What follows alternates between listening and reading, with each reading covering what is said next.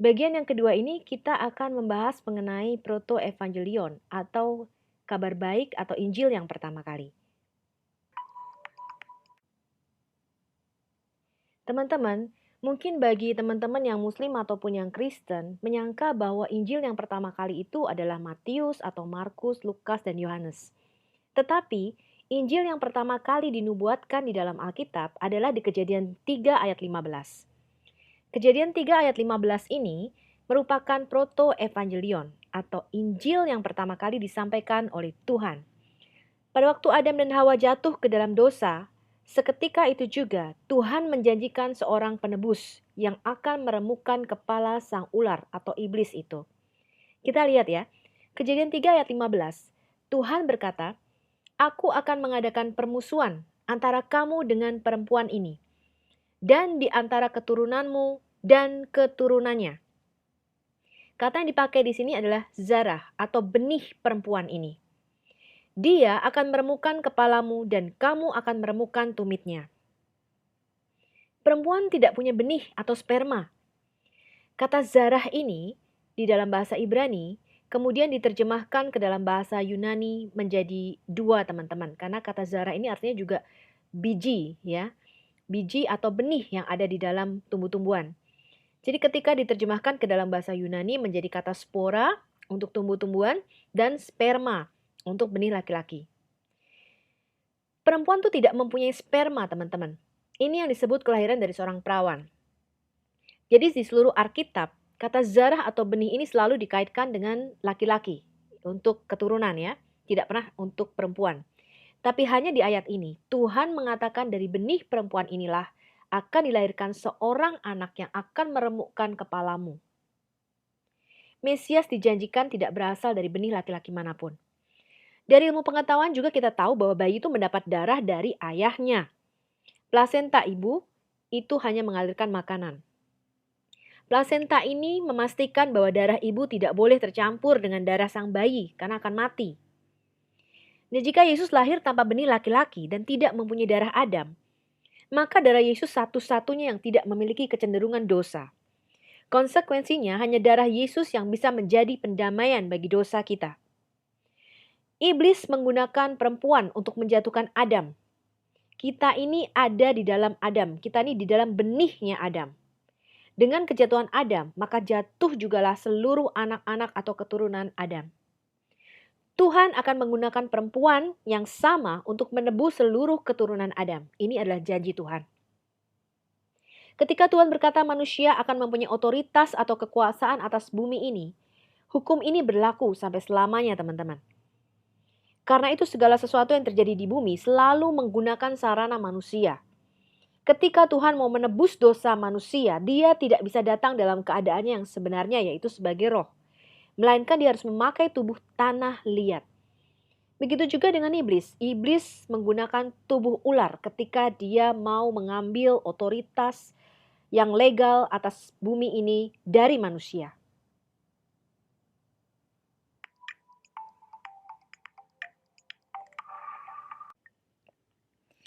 Oke, ini adalah ayat di Kejadian 3 ayat 15 tadi ya dalam bahasa Ibrani atau dalam bahasa aslinya di dalam kitab Taurat.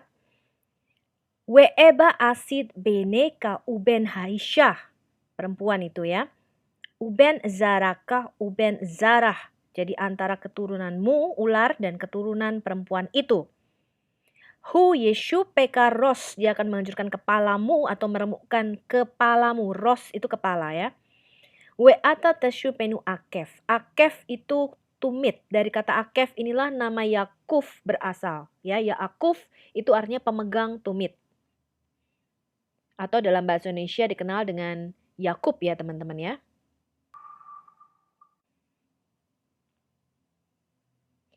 Sang benih perempuan ini nanti akan disebut sebagai pengharapan bangsa Israel, yaitu Mesias yang dijanjikan. Nah, Tuhan melakukan pemilihan teman-teman. Di mana ya Mesias ini harus dilahirkan? Kemudian dari keturunan siapa? Dari semua anak-anak Adam, ada begitu banyak anak-anak Adam, Tuhan memilih garis keturunan Set. Dari semua anak-anak Set, Tuhan memilih Nuh pada waktu itu yang diselamatkan.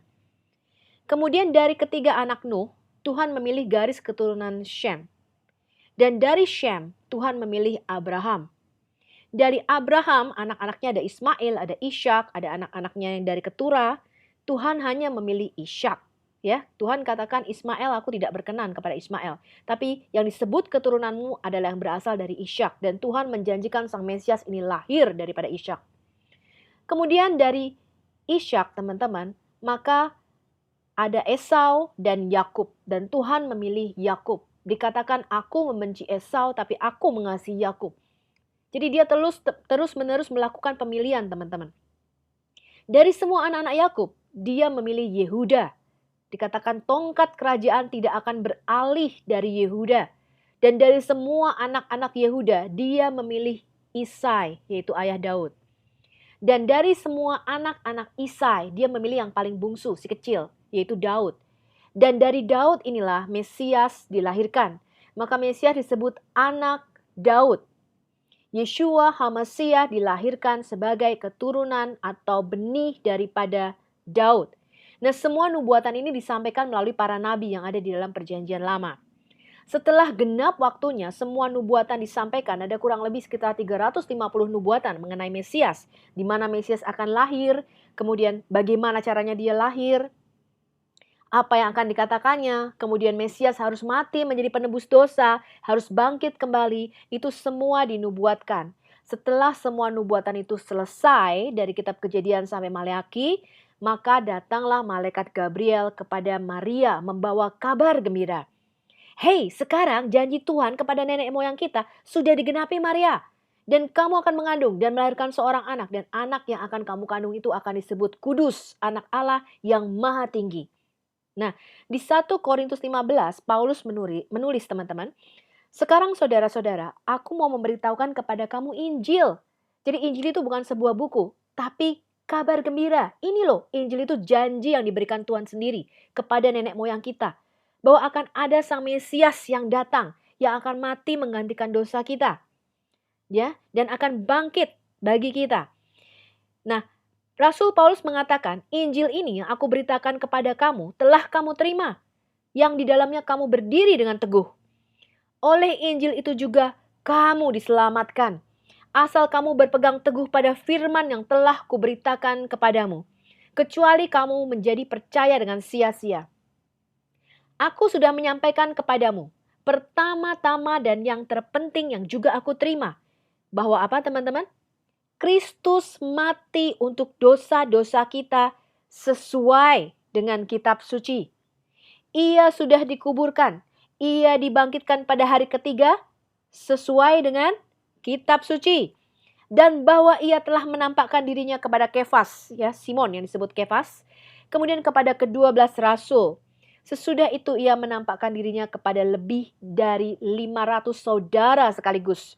Sebagian besar dari mereka masih hidup dan beberapa sudah mati. Jadi pada waktu Rasul Paulus menulis surat di Korintus ini, Paulus mengatakan kalau kamu gak percaya sama aku, bahwa Yesus itu mati dan bangkit, kamu bisa tanya, saksinya masih hidup sampai sekarang. Gitu kira-kira ya teman-teman ya. Nah di Kejadian 3 ayat 15 ini, Tuhan memberikan clue atau petunjuk pertama. Bahwa Mesias akan dilahirkan dari seorang perawan tanpa benih laki-laki. Bagaimana matinya? Dengan cara diremukkan tumitnya.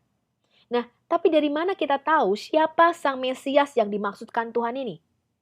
Ada banyak di dalam sejarah orang mengaku Mesias. Maka itu Yesus berkata, nanti akan datang Mesias-Mesias palsu yang ngaku-ngaku sebagai Mesias. Tuhan itu memberikan nubuatan-nubuatannya secara bertahap, teman-teman. Melalui semua nabi-nabinya dari bangsa Yahudi. Jadi Tuhan hanya mempercayakan firman-Nya kepada bangsa Yahudi, bukan kepada bangsa-bangsa lain. Ya, Tuhan memulai dari seluruh umat manusia, kemudian dia melakukan pemilihan dari jalur mana Mesias akan dilahirkan. Nah, contohnya begini teman-teman. Kalau Anda dapat paket dari luar negeri, kemudian dari mana ya paket itu kok bisa sampai dengan tepat ke alamat Anda dan tidak salah orang. Padahal kan jumlah orang di Indonesia berapa? 250 juta katakan. Ya kan? Ada berapa alamat? Nah, caranya gimana teman-teman? Dilakukan dulu pemilihan. Misalnya paket dari Amerika, mau dikirim ke Indonesia. Mereka akan pilih dulu, oh mau dikirim kemana nih negaranya? Indonesia. Baik. Dari Indonesia kemudian mana provinsinya? Dia melakukan pemilihan lagi. Nah, kemudian dia akan kirim ke provinsi itu, misalnya provinsi Lampung katakan. Nah, dari Lampung dia akan lakukan pemilihan lagi, kabupatennya mana nih? Ya. Dan dari kabupaten itu dia akan melakukan pemilihan RT RW, kelurahannya mana. Dari situ dia akan melakukan, kalau ketemu RT RW-nya, kelurahannya mana, dia akan lakukan alamatnya mana, gitu. Maka paket itu akan dengan tepat sampai kepada rumah Anda. Nubuatan tentang Mesias juga begitu, teman-teman. Dia, Tuhan, melakukan dulu secara general seluruh umat manusia dari garis Adam. Kemudian Adam itu anaknya banyak ya, teman-teman. Adam itu hidupnya 930 tahun. Selama ratusan tahun dia beranak pinak begitu banyak. Tuhan hanya memilih jalur keturunan Set, ya, karena itu yang ditulis namanya cuma Set, anak-anak yang lain kita nggak tahu namanya siapa. Kemudian dia memilih Enosh dari anak-anak Set, dia memilih Kenan dari anak-anak Enosh, dia memilih Mahalalel dari semua anak-anak Kenan, dia memilih Yared dari semua anak-anak Mahalalel, kemudian dia memilih Henok dari semua anak-anak Yared, kemudian dia memilih Metusalah, dari Metusalah Tuhan memilih Lamek dan Nuh dari semua anak-anak Lamek. Nah, kemudian Tuhan memilih Shem, dan dari Shem dia memilih Abraham, dari Abraham Tuhan memilih Ishak, dan dari Ishak Tuhan memilih Yakub. Dari Yakub Tuhan memilih Yehuda dan Daud. Dari garis keturunan Daud inilah Mesias dilahirkan sesuai dengan nubuatan para nabi. Nah, begitu caranya teman-teman. Nah, Kejadian 5 nanti kita lihat ketika kita go through to the Bible, kita akan baca ayat per ayat dari seluruh kitab Taurat Musa. Nanti kita akan melihat apa sih maksud Tuhan memberikan genealogi ini di Kejadian 5 gitu ya. Hai, kita jumpa lagi. Ini ayat hafalan yang sangat penting teman-teman. Saya sarankan teman-teman hafal Galatia 4 ayat 4. Tapi setelah genap waktunya atau in the fullness of time, maka Allah mengutus anaknya yang lahir dari seorang perempuan dan takluk kepada hukum Taurat. Setelah genap waktunya, artinya setelah semua nubuatan itu disampaikan teman-teman. Ya kan? Tuhan kasih dulu nih clue-cluenya, tanda-tandanya. Ini loh, Mesias tuh nanti akan begini. Dikasih dulu semua nubuatannya. Baru kita tahu, oh siapa ya yang kira-kira masuk di dalam nubuatan sebagai Mesias tersebut. Karena Tuhan sudah kasih clue-nya gitu ya. Setelah semua nubuatan tentang Mesias disampaikan, mulai dari Taurat Musa, Mazmur, dan para nabi, maka malaikat Gabriel menyampaikan kabar gembira ini kepada Maria gitu ya. Pada bagian kedua dari Lukas 24 ayat 44, kemarin kita juga sudah bahas sedikit ya, nyinggung mengenai bagaimana caranya kita menafsirkan atau membaca Alkitab Perjanjian Lama. Yesus berkata demikian, inilah perkataan yang aku katakan kepadamu ketika aku masih bersama kamu. Segala sesuatu yang tertulis tentang aku dalam hukum Taurat Musa, di mana? Di Taurat Musa, di kitab para nabi, ya, di kitab nabi-nabi, dan di dalam Mazmur harus digenapi. Jadi Yesus berkata, semua yang tertulis tentang aku harus digenapi. So, Yesus itu hidup living out the prophecy. Jadi dia tuh menghidupi nubuatan teman-teman. Hidupnya mulai dari lahirnya dia, sampai pelayanan Yesus, bagaimana Yesus dibaptis, bagaimana Yesus mengajar, itu dia hidup dalam nubuatan teman-teman. Lalu Yesus membuka pikiran mereka sehingga mereka mengerti kitab suci. Nah, inilah yang teman-teman muslim kadang-kadang gagal paham. Kenapa? Karena pikirannya belum dibukakan. Dan hanya Yesus sang firman itulah yang bisa membukakan pikiran kita lewat Roh Kudus. Kata Yesus kepada mereka, ada tertulis demikian. Mesias harus menderita dan bangkit dari antara orang mati pada hari ketiga.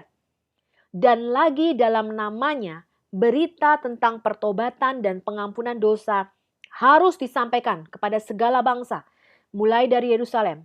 Dan kamu adalah saksi dari semuanya ini. Jadi kalau ada muslim, kemudian membaca Quran, dan di dalam Quran ada penyangkalan mengenai bahwa Yesus itu akan menderita, Yesus akan mati, apalagi Yesus akan bangkit. Maka ini berlawanan dengan Alkitab, artinya beroposisi, berseberangan dengan prinsip Alkitab. Pembelajaran Alkitab kita.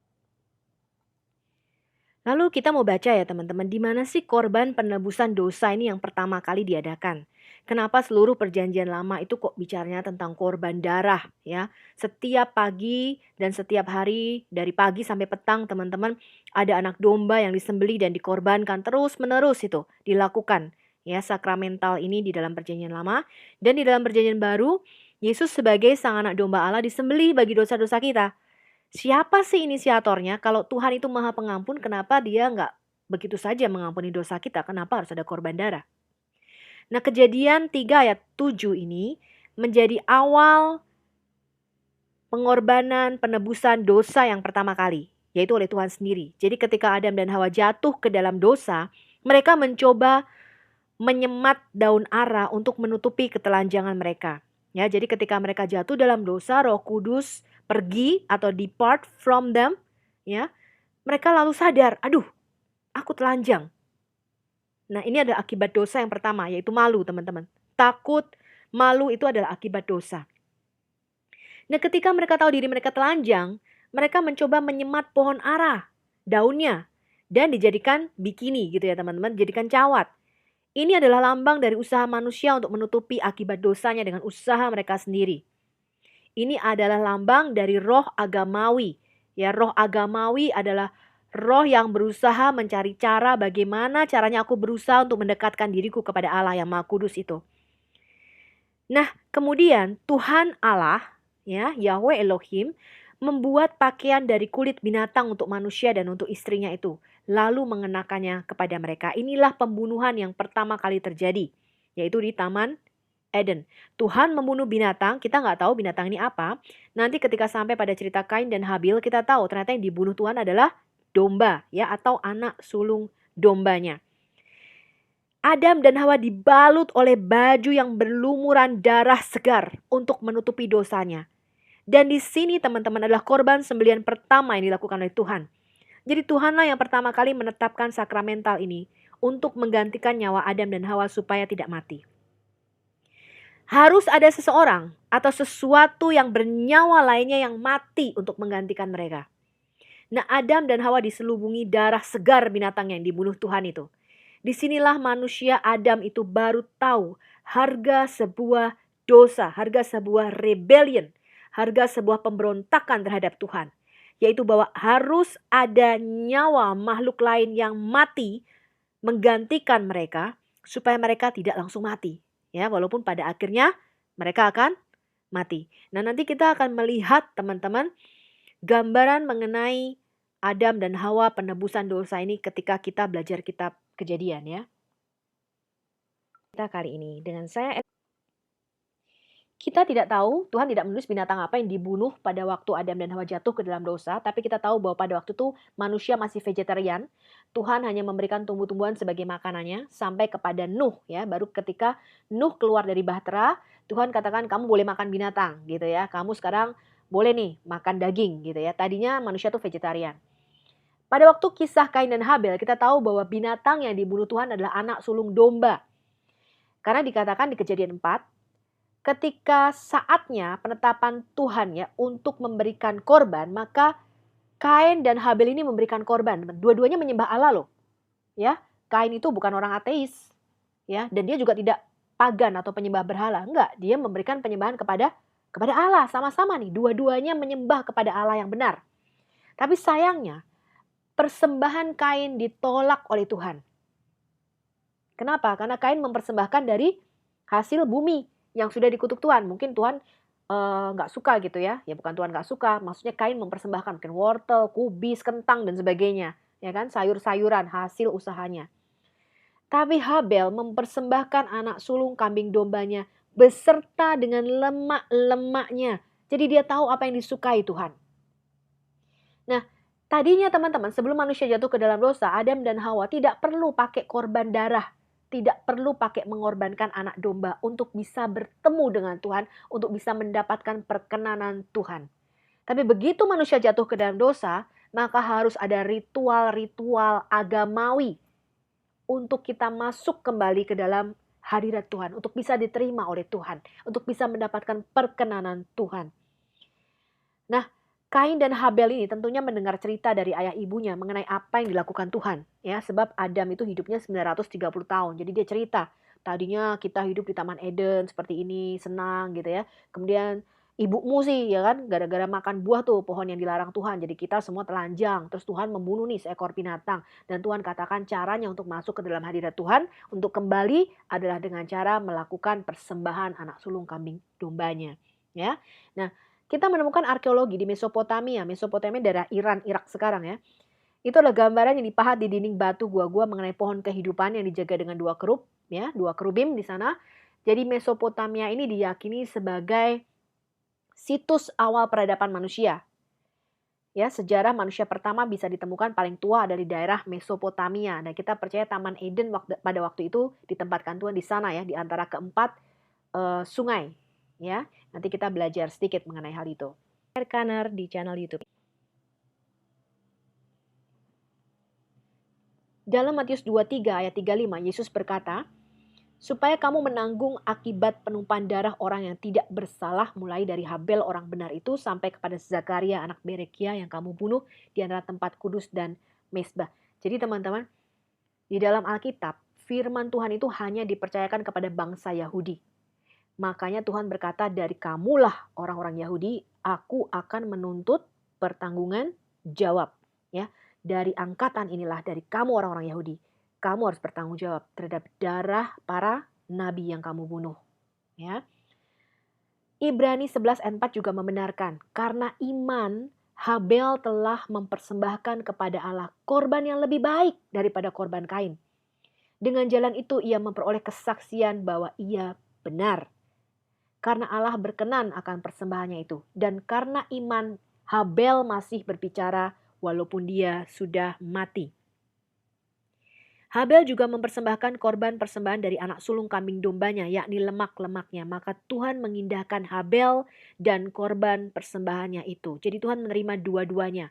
Yang pertama manusianya, Habel, dia ampuni, ya, dia benarkan Habel itu karena iman, ya. Kemudian Tuhan juga menerima berekahnya. Tuhan menerima korban persembahannya itu, ya, korbaninya.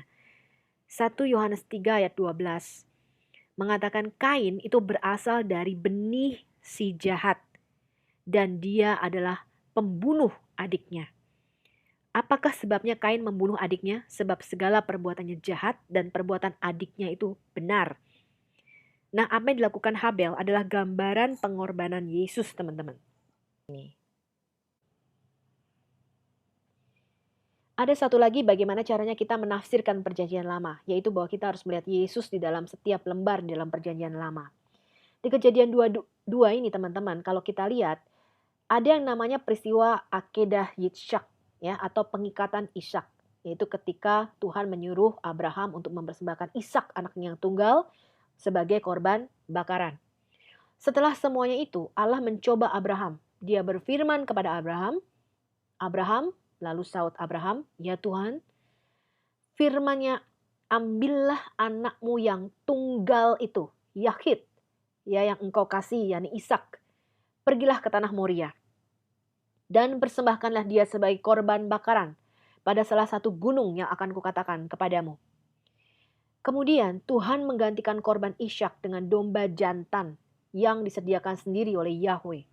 Maka dikatakan Abraham, dia menamai tempat itu Yahweh Jireh, artinya di atas gunung telah dilihat Tuhan atau Tuhan yang menyediakan. The Lord is my provider, ya, Yahweh Jireh.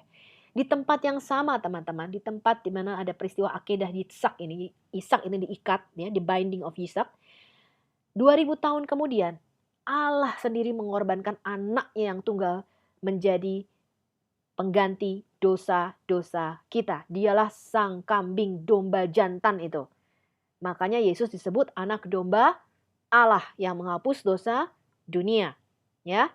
Dan tidak jauh dari tempat itulah Salomo membangun bait suci di Yerusalem. Ini adalah topologi dari Gunung Moriah, ya, di mana Tuhan menyuruh Abraham mempersembahkan Ishak. Kalau teman-teman lihat di sini puncaknya Gunung Moriah ini adalah di Akedah, yaitu di Golgota atau Kalvari. Di tempat inilah anak tunggal Bapa disalibkan, dijadikan korban bagi kita. Kemudian yang di tengah ini threshing floor of Aruna. Ini adalah tanah pengirikan Aruna. Jadi tanah yang dibeli Daud dari Aruna yang kemudian dibangun bait suci oleh Salomo. Ya, Anda bisa lihat referensinya di 2 Samuel 24, 15 sampai 25 dan 1 Tawarik 21, 18 sampai 26. Di bawahnya kita lihat adalah kota Salem atau Yerusalem yang disebut kota Daud atau the city of David. Ya, di antara dua lembah, ya, kemudian ada dua gunung, ada Gunung Sion dan Gunung Zaitun, ya, Bukit Zaitun di sini. Nah, ini adalah topologi daripada Gunung Moriah. Jadi, Perjanjian Lama itu penuh dengan simbol, teman-teman, yang maknanya hanya bisa kita ketahui kalau Anda punya Yesus.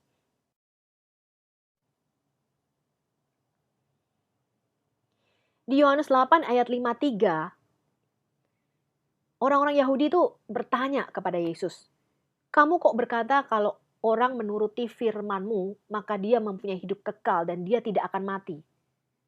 Kemudian orang-orang Yahudi berkata, "Apa kamu lebih besar daripada bapa kita Abraham yang telah mati? Nabi-nabi juga sudah mati semua itu." Lalu mereka berkata, "Dengan siapa engkau menyamakan dirimu?" Mereka nantang. "Kok bisa katanya orang menuruti firman-Mu tidak akan mati? Orang nabi-nabi kami juga mati semuanya. Abraham bapa kami mati." Ya kan? Kemudian Yesus menjawab mereka katanya di Yohanes 8 ayat 56 sampai 59.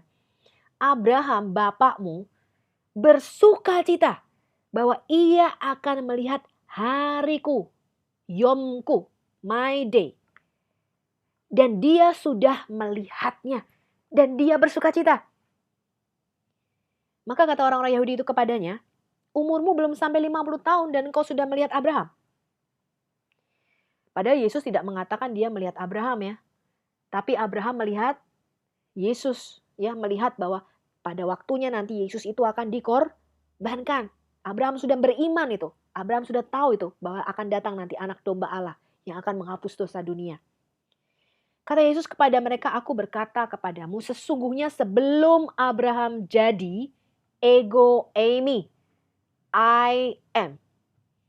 Lalu mereka mengambil batu untuk melempari Yesus. Tapi Yesus menghilang dan meninggalkan bait Allah. Kenapa? Karena Yesus mengklaim bahwa dia adalah Allah sendiri. Dan di dalam kitab Taurat dikatakan kalau orang mengklaim nama Tuhan, ya, menyamakan dirinya dengan Tuhan, dia harus dirajam pakai batu, teman-teman. Nanti ketika kita membahas Kejadian 22, kita akan melihat kapan sih Abraham melihat Yesus, hari apa yang Yesus maksudkan, apa artinya ego eimi, mengapa Tuhan berkata Ishak anakmu yang tunggal, padahal kan ada Ismail waktu itu, ya. Terus masih ada adik-adiknya yang kecil-kecil itu dari keturah. Mengapa Tuhan menyuruh Abraham melakukan korban manusia? Nah, ini tidak bisa diketahui, teman-teman. Orang Yahudi sampai sekarang masih berpikir, kenapa ya Tuhan menyuruh Abraham melakukan korban manusia sampai dibukakan di perjanjian baru.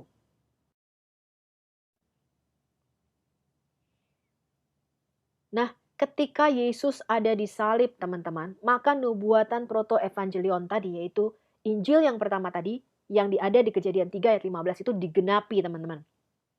1 Samuel 17 ayat 54. Daud pada waktu dia mengalahkan Goliat, kemudian memenggal kepala Goliat, Daud menyeretnya dan membawanya ke Yerusalem. Tetapi senjata-senjata Goliat disimpannya di dalam kemahnya sendiri. Kepala Goliat ini dikubur Daud di tempat yang bernama Golgota. Bahasa Ibrani-nya disebut Gulgolet. Ya, artinya adalah tempat bukit tengkorak kepala. Ya, Gulgolet artinya kepala Goliat. Di sanalah Goliat dikuburkan. Ya, maka genaplah nubuatan Kejadian 3 ayat 15 di mana Yesus meremukkan kepala keturunan iblis itu. Dan iblis itu meremukkan tumitnya. Nah, di sini kita lihat teman-teman ada arkeologi yang ditemukan, ya, mayat korban bekas penyalipan. Jadi penyalipan itu bukan di telapak kaki yang ditusuk, tapi di tumitnya yang ditusuk, ya. Ini contohnya, pakunya sekitar 11 cm panjangnya.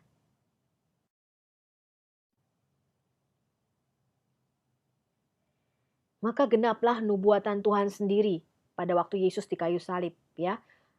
Tuhan berkata, "Aku akan mengadakan permusuhan antara kamu." Permusuhan itu artinya tidak bisa didamaikan, tidak ada cara damai antara kita dengan iblis. Antara kamu dengan perempuan ini, antara keturunanmu dengan keturunannya.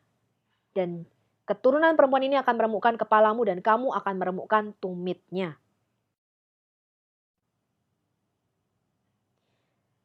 Orang-orang Yahudi itu tahu teman-teman dan mengerti nubuatan para nabi dalam seluruh kitab-kitab perjanjian lama.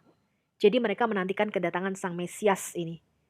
Tapi Rabi Yahudi itu mengajar ada dua Mesias yang akan datang. Yang satu dari keturunan Daud atau Ben Daud yang akan memerintah sebagai raja. Yang lain bisa dari Ben Yosef karena dikatakan Mesias itu akan menderita. Dan juga dari keturunan Imam Sadok atau keturunan Imam Harun ya teman-teman. Karena Mesias itu disebut juga raja dan imam. Jadi mereka berpikir ini pasti ada dua Mesias ini yang akan datang. Lalu mereka berpikir, kok nggak ada ya Mesias yang datang-datang ya? Dan mereka berpikir bahwa bangsa Israel adalah Mesias yang menderita. Nih kita sudah menderita dalam perbudakan. Kemudian kita menderita dalam penjajahan Romawi. Berarti tinggal tunggu satu nih, yaitu Mesias dari anak Daud yang akan memerintah Israel secara politik. Ya, ini adalah harapan mereka bahwa Mesias itu akan membebaskan Israel dari bangsa Romawi pada waktu itu. Ya, dari bangsa Romawi pada waktu itu. Tapi Yesus berkata bukan teman-teman. Yesus berkata hanya ada satu Mesias yang akan datang dua kali. Ya, Yesus berkata Mesias akan datang dua kali. Yang pertama sebagai anak domba, ya, yang lemah, sebagai raja damai. Tapi yang kedua, dia akan datang sebagai raja dan hakim yang mutlak bagi teman-teman dan saya. Nah, di Yohanes 1 ayat 45, ini adalah sesuatu yang luar biasa. Filipus, orang Yahudi nih ya, bertemu dengan Nathanael, orang Yahudi juga. Kemudian berkata, kami telah menemukan dia yang disebut oleh Musa dalam kitab Taurat dan oleh para nabi, yaitu Yesus anak Yusuf dari Nazaret. Jadi mereka tahu teman-teman. Kemudian perempuan Samaria, orang Samaria ini adalah keturunan campuran ya antara Yahudi dengan bangsa Assyria. Ya, jadi orang Samaria ini nggak bergaul karena dianggap ampiang gitu ya teman-teman. Jadi nggak murni, darahnya tuh tidak murni Yahudi. Ya, kemudian perempuan Samaria ini juga mengatakan kepada Yesus, aku tahu bahwa Mesias akan datang yang disebut juga Kristus. Dan apabila ia datang, dia akan memberitahukan segala sesuatu kepada kami. Ya, jadi orang Samaria tuh juga tahu karena mereka punya Taurat, namanya Taurat Samaria. Ya, nanti kita belajar. Kesaksian Marta, Marta orang Yahudi, dikatakan, ya Tuhan, aku percaya engkaulah Mesias anak Allah. Dia yang akan datang ke dalam dunia. Pada waktu umur 8 hari, ya, ini adalah ketentuan orang Yahudi bahwa Yesus harus disunat sebagai anak laki-laki Yahudi, ya. Nah, ketika Yesus disunat, teman-teman, dibawa ke bait Allah, ya, untuk dilakukan upacara sunat, ya. Ada seorang yang saleh di Yerusalem bernama Simeon, ya. Ini sangat saleh dan Tuhan berjanji bahwa dia tidak akan mati sebelum melihat Mesias. Nah, kemudian ketika bayi Yesus dibawa ke bait Allah untuk diserahkan kepada Tuhan, Simeon menggendong bayi Yesus, menatangnya sambil memuji Allah. Dia katakan, sekarang Tuhan, biarkanlah hambamu ini pergi dalam damai, sebab mataku telah melihat Yesuamu. Ya, sebab mataku telah melihat keselamatan yang daripadamu, yang telah engkau sediakan di hadapan segala bangsa, yaitu apa? Terang yang menjadi pernyataan bangsa-bangsa dan menjadi kemuliaan bagi umatmu Israel. Jadi Yesus itu dilahirkan pada waktu perayaan Hanukah atau perayaan dedikasi bait Allah ya, atau perayaan terang. Nanti kita belajar mengenai hal ini ya. Jadi kira-kira bulan Desember lahirnya. Dan ini adalah bulan Januari atau tahun baru ya teman-teman ketika perayaan sunat ini dilakukan. Banyak teman-teman orang-orang muslim yang mengatakan, karena ada ayat di Lukas 19, Yesus berkata, nanti ketika dia datang lagi dia akan membunuh semua musuhnya. Terus orang-orang Kristen berkata, enggak kok, Yesus tuh baik-baik, Yesus tuh manis-manis gitu ya, duduk-duduk di tata manis, Yesus tuh gak pernah membunuh. Teman-teman, kedatangannya yang pertama itu memang sebagai Raja Damai. Makanya dikatakan dia akan datang naik ke keledai. Ya, dia menggenapi nubuatan Zakaria 9 ayat 9. Bersorak-soraklah dengan nyaring, hai putri Sion. Bersorak-soraklah, hai putri Yerusalem. Lihat rajamu datang kepadamu. Ia adil dan jaya. Ia lemah lembut dan mengendarai seekor keledai. Ya, seekor keledai beban muda. Ya, ini digenapi ketika Yesus masuk kota Yerusalem. Kemudian Yesus katakan, kamu pergi pinjam keledai, katakan ya kan. Kemudian murid-muridnya mengalasinya dengan pakaian mereka. Yesus pun naik di atasnya. Dan orang-orang bersorak-sorai katanya, Hosana bagi anak Daud. Diberkatilah dia yang datang dalam nama Tuhan. Hosana di tempat yang maha tinggi. Keledai itu lambang perdamaian teman-teman. Ya, karena pelan jalannya gitu ya. Kedatangan Yesus yang pertama memang sebagai anak domba penebus dosa. Sekarang kita lihat di kitab Wahyu, kedatangannya yang kedua. Kedatangan Yesus yang kedua itu sebagai raja dan hakim yang mutlak dalam peperangan. Yesus nggak datang lagi naik keledai teman-teman. Dikatakan dalam Wahyu 19 ayat 11-16, lalu aku melihat surga terbuka, sesungguhnya ada seekor kuda putih. Dan ia yang menungganginya bernama Yang Setia dan Yang Benar. Ia menghakimi dan berperang dengan adil. Dan matanya bagaikan nyala api dan di atas kepalanya terdapat banyak mahkota. Dan padanya ada tertulis suatu nama yang tidak seorang pun tahu kecuali dia sendiri. Dia memakai jubah yang dicelup dalam apa? Dalam darah. Dan namanya ialah Firman Allah. Jadi kenapa Yahweh ketika dia datang pertama namanya Yeshua? Karena misinya adalah Yahweh-Shua, misinya adalah penyelamatan. Tapi ketika dia datang yang kedua kali, Yahweh akan memakai nama baru. Ya, karena misinya bukan lagi penyelamatan, pintu keselamatan sudah ditutup. Dia tidak lagi datang dengan naik keledai, teman-teman. Dia akan datang dengan naik kuda putih, lambang peperangan. Ya, dan lihat ini, jubahnya dicelup dalam darah. Dan orang-orang muslim berkata, Yesus nanti akan membantai semua musuh-musuhnya. Kita harus mengatakan amin. Iya, Tuhan kita itu jaya. Dia pahlawan perang. Dia bukan Tuhan yang duduk-duduk manis. Kenapa kita sekarang ada di dalam masa grace period, teman-teman? Sama seperti Nuh. Kita ini lagi dalam masa-masa grace period, masa-masa anugerah. Tuhan Yesus belum datang, maka manfaatkanlah sebaik-baiknya. Kalau dia datang nanti, dia nggak akan datang lagi sebagai bayi di Bethlehem. Yesus tidak akan datang lagi dan berkata dosamu diampuni. Yesus akan datang lagi sebagai pembalas. Dia akan datang lagi sebagai raja. Dia akan datang lagi sebagai pahlawan perang, teman-teman. Sebagai hakim. Ya, dan dia akan membunuh semua musuh-musuhnya yang menentang pengenalan akan Tuhan dan menentang pengenalan akan dia sebagai anak Allah.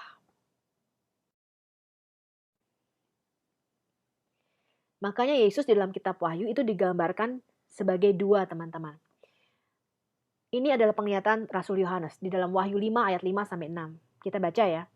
Lalu berkatalah seorang dari tua-tua itu kepadaku, jangan engkau menangis. Sesungguhnya singa dari suku Yehuda. Siapa? Singa dari suku Yehuda, yaitu tunas Daud telah menang. Sehingga ia dapat membuka gulungan kitab itu dan membuka ketujuh meterainya. Malaikat itu berkata, jangan kamu nangis Yohanes. Singa dari suku Yehuda sudah menang.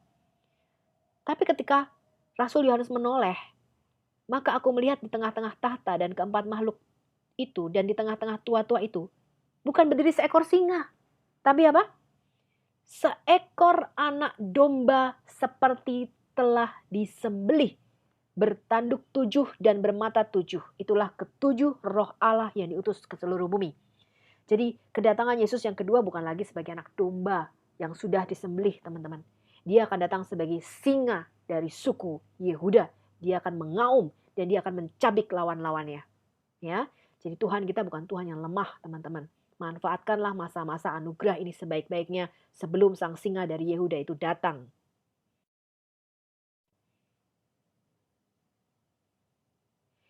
Ini adalah Lukas 19 ayat 11 sampai 27. Lukas 19 ini, teman-teman, kalau Anda ketemu muslim ya, mereka selalu mempermasalahkan hal ini. Kita baca ya, di sini Yesus memberikan satu perumpamaan. Untuk mereka yang mendengarkan dia di situ, Yesus melanjutkan perkataannya dengan suatu perumpamaan. Jadi Yesus memberikan satu parabel di sini. Sebab ia sudah dekat Yerusalem dan mereka menyangka bahwa kerajaan Allah akan segera kelihatan. Jadi mereka berharap Yesus akan memimpin pemberontakan melawan Romawi pada waktu itu. Maka Yesus berkata begini, ada seorang bangsawan berangkat ke sebuah negeri yang jauh untuk dinobatkan menjadi raja di situ dan setelah itu ia baru kembali. Ia memanggil 10 orang hambanya dan memberikan 10 mina kepada mereka. Katanya, Pakai ini untuk berdagang sampai aku datang kembali.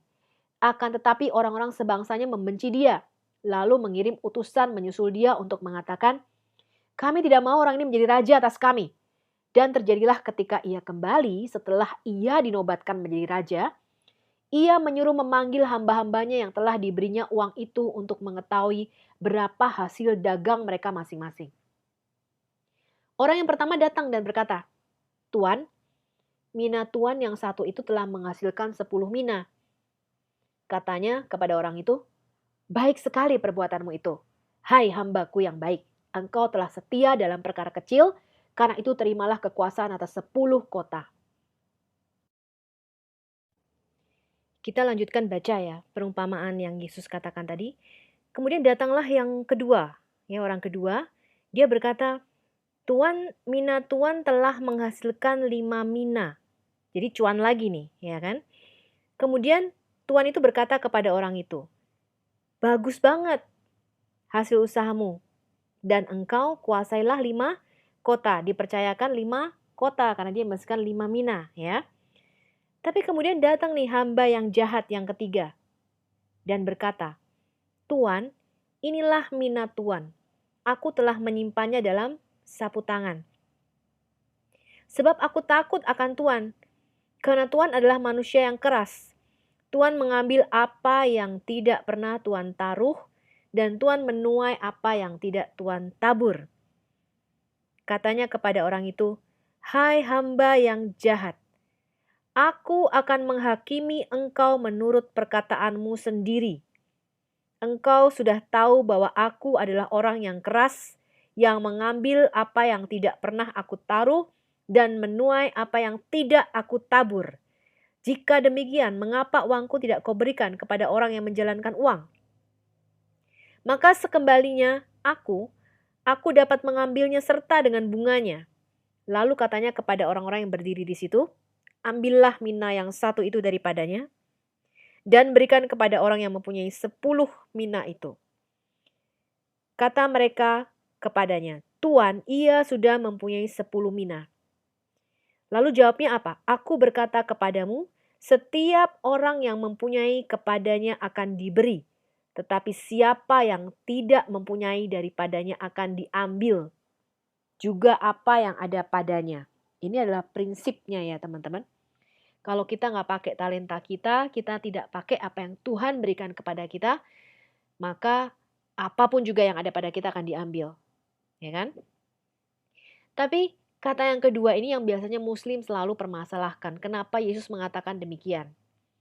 Akan tetapi semua seteruku ini, musuhku ini, yang tidak suka aku menjadi rajanya, bawalah mereka kemari dan bunuhlah mereka di depan mataku. Lalu Muslim mengatakan Yesus menyuruh membunuh. Kemudian jawaban kita apa teman-teman? Orang Kristen biasanya mengatakan, loh ini kan cuma perumpamaan, gak sungguh-sungguh gitu ya. Enggak teman-teman, Yesus mengatakan ini bukan sebagai perumpamaan saja, tetapi sebagai nubuatan kedatangannya yang kedua kali. Jadi kedatangan Yesus yang kedua kali sebagai rajanya nanti, semua seteru Yesus atau semua musuh-musuhnya ya yang menyangkal pengenalan akan Tuhan akan dibunuh. Ya, tadi kita baca bahwa jubah Yesus itu akan dicelup merah dengan darah. Ya, Yesus akan membunuh dengan pedang. Jadi, manfaatkanlah masa-masa anugerah ini sebaik-baiknya sebelum sang singa dari Yehuda itu datang dan menerkam semua musuh-musuhnya. Kenapa begitu teman-teman? Ya karena memang hanya Tuhan yang berhak mengambil nyawa seseorang. Ini adalah otoritas Tuhan di dalam Alkitab. Tuhan mengatakan di dalam kitab Taurat, lihatlah sekarang bahwa akulah dia. Tidak ada Allah kecuali aku. Akulah yang mematikan dan yang menghidupkan. Aku telah meremukkan tetapi akulah juga yang menyembuhkan. Dan seorang pun tidak ada yang dapat melepaskan dari tanganku, kata Tuhan. Jadi yang berhak mematikan manusia siapa? Ya Tuhan. Ya, yang kirim air bah untuk membunuh seluruh manusia siapa? Tuhan, manusia nggak berhak. Ya, kalau Tuhan suruh, ya makanya ketika bangsa Israel disuruh berperang, melawan orang-orang di tanah Kanaan itu kebanyakan mereka tidak berperang secara fisik, teman-teman. Ya, jadi mereka belum sampai, orang-orang itu tuh sudah lari kocar-kacir. Bahkan ada yang saling membunuh, bahkan ada yang dilempari batu oleh malaikat. Jadi tangan Tuhan sendiri yang berperang. Makanya Musa berkata, kamu cuma diam saja. Kamu cuma diam saja, kamu lihat Tuhan itu berperang bagi kamu. Kenapa? Ya karena yang membunuh Tuhan. Lewat tangan malaikat-malaikatnya. Orang Israel itu cuma duduk diam. Ya, nanti kita belajar teman-teman, ketika kita sampai di kitab Kejadian. Yesaya 45 dikatakan, supaya orang tahu dari terbitnya matahari sampai terbenamnya bahwa tidak ada yang lain di luar aku. Akulah Tuhan, Yahweh, dan tidak ada yang lain. Yang menjadikan terang dan menciptakan gelap. Yang menjadikan apa? Shalom, damai sejahtera, keberuntungan, nasib mujur. Dan juga menciptakan apa? Kemalangan, kejahatan. Ya, jadi kalau ada kejahatan yang menimpa, itu Tuhan juga yang menginisiatornya. Kenapa? Karena kejahatan manusia sudah menumpuk. Ya, akulah Yahweh yang membuat semuanya ini. Karena Tuhan yang memberi nafas hidup, hanya Tuhan yang berhak mengambilnya. Kita nggak berhak, teman-teman. Ya. Oke, ini slide-slide terakhir, teman-teman. Pertanyaan renungan. Ketika Muslim menyebut Yesus, supposedly, ya, atau mereka menamakannya Isa dengan gelar Al-Masih, sebenarnya teman-teman atau saudara Muslim kita ini tahu nggak siapa arti Al-Masih, teman-teman? Isa Al-Masih artinya apa Isa Al-Masih? Dan apa konsekuensi dari penyebutan gelar ini tertulis di dalam Quran? Al-Masih berarti the anointed one atau seorang yang diurapi. Dan gelar Al-Masih itu adalah gelar manusia ilahi. Jadi ketika seorang mengaku sebagai Al-Masih, berarti dia mengaku sebagai seorang manusia yang ilahi, bukan manusia biasa. Dan gelar Al-Masih ini disematkan kepada anak Allah yang maha tinggi. Di mana ini teman-teman bisa pause videonya ya. Nubuatan Nabi Daniel, pasal 7 ayat 14, teman-teman baca di situ. Yesaya 9 ayat 6. Yeremia 23 ayat 6, Mazmur 110 ayat 1. Jadi Mesias ini adalah manusia ilahi yang akan disebut Allah yang perkasa, El Gibor, Bapa yang kekal, Raja damai, ya. Kemudian penasehat ajaib yang akan disebut anak Allah yang maha tinggi, ya, atau sang anak manusia di dalam nubuatan Nabi Daniel 7. Dalam sejarah banyak orang mengaku sebagai Mesias atau Al-Masih, teman-teman. Tapi dia harus menggenapi semua nubuatan dalam perjanjian lama. Al-Masih harus lahir dari seorang perawan atau Alma dari keturunan Daud sesuai nubuatan Nabi Yesaya 7 ayat 14 di Migdal Eder, Bethlehem Efrata sesuai dengan nubuatan Nabi Mika 5 ayat 2. Al-Masih harus menderita dan mati untuk penebusan dosa-dosa banyak orang sesuai dengan nubuatan Nabi Yesaya 5:3 dan dibangkitkan pada hari ketiga sesuai dengan nubuatan Nabi Yesaya dan tanda Nabi Yunus juga Nabi Hosea 6 ayat 2. Al-Masih akan dikhianati oleh seseorang yang dekat dengannya. Matinya dengan ditusuk tangan dan kakinya sesuai dengan nubuatan Tuhan di Kejadian 3 ayat 15, nubuatan Nabi Daud di Mazmur 41 ayat 9, 34 ayat 20 dan Mazmur 22.